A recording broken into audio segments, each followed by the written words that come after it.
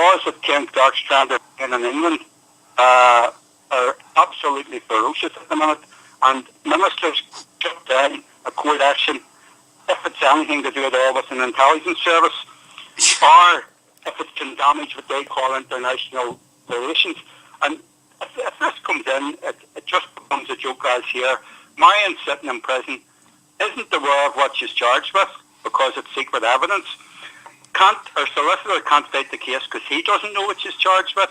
And in effect, what you've got is a political minister overruling courts, I and find this there's no unbelievable. comeback. Yeah, and particularly, Jerry, we've got a minister here making decisions which affect your wife and, also her beloved family, and the minister has no democratic accountability in the north of Ireland. I mean, nobody has voted for this minister in the north of Ireland. That's totally true. The scariest thing from our point of view is you've got all the legal services and government services here, as I said earlier, and I can't stress its importance enough. A royal prerogative of mercy has gone missing, the lead shredded. There has been no investigation from any of the legal bodies here, whether it be PSNI, Public Prosecution Service, anybody, to see how this could possibly have happened and who ordered its destruction. Utterly unbelievable. And, I mean, to be condemned. I mean, the Westminster government waved this flag of democracy in the fact that they, reformed Europe after the war and virtually were complicit in writing the Human Rights Act, and they are breaching it in every possible way. And this is let people's individual past be gone. People are entitled to proper protection under international law, and those international laws are being breached here. And the rulings of a judge, and as you say, Jerry, a royal prerogative, are being overruled by a government minister, a Westminster minister, who has no democratic accountability in the north of Ireland at all, and that is to be condemned, I believe. Our thoughts go out to you, Jerry, and to Marian, and to your family. This is utterly unbelievable. What is her prognosis? Is she extremely ill? She's very, very ill. She's getting some care at the moment. The problem being, the medical staff tell us what caused her illness was the arrest, the no charge, the solitary confinement, the no release date down the line,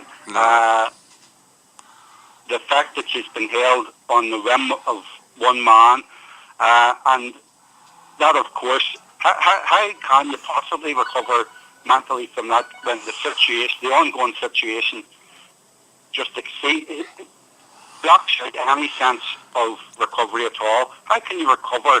Can I ask you, Jerry, what are your own elected representatives out there? Are they doing anything at all to help? They are supposedly trying to. We believe they're calling for releases, but what we say is a lot more has to be done. And I might add, for the situation for yourselves in England that's coming around where the secret evidence thing is going to be allowed, the secret evidence against Marian is sourced to MI5. Yeah. MI5's report on evidence from the weapons of mass destruction. Absolutely. Surely it's laughable that we know what their evidence can hold people in jail without maybe. I'm sure they're tuning in right now. We're well aware of what they're capable of, And, believe you me, yeah, indeed. I could tell you many a story about them, Jerry, but are you allowed to visit your wife, or are there restrictions on that? We do visit the family visits are in the afternoons. Right. I just find this beggars belief, really, and we will do our best to continue to flag this. And Jerry, I'd like to thank you very much indeed for taking the time and trouble to come on air and chat with us today.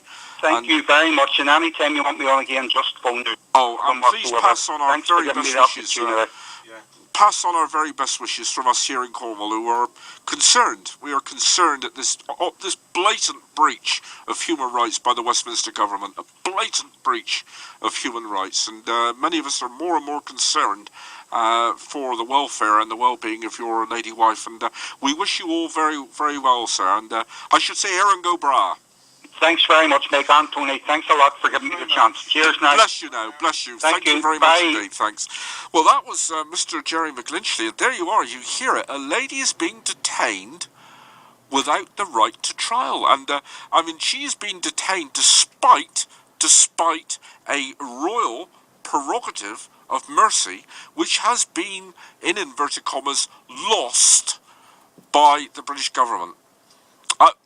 You know, this is just unbelievable, isn't it? And as Jerry pointed out, this is beginning to happen now on the British mainland as well. Only last week we heard of a gentleman being arrested for non-payment of council tax and ending up in prison for nearly a month. No obvious trial. His family denied access.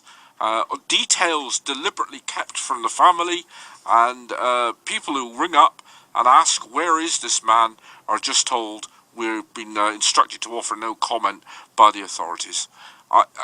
This is not right. This is not democracy, and this is wrong.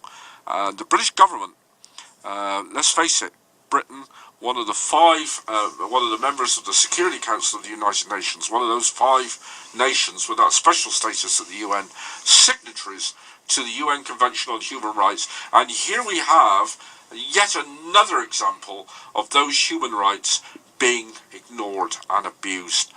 I mean, a document giving somebody a royal prerogative of mercy being lost by the British government. Unforgivable. And, we've really got to question what on earth is going on. Tony, we've got some music on it. I have my an album called Let's Aim.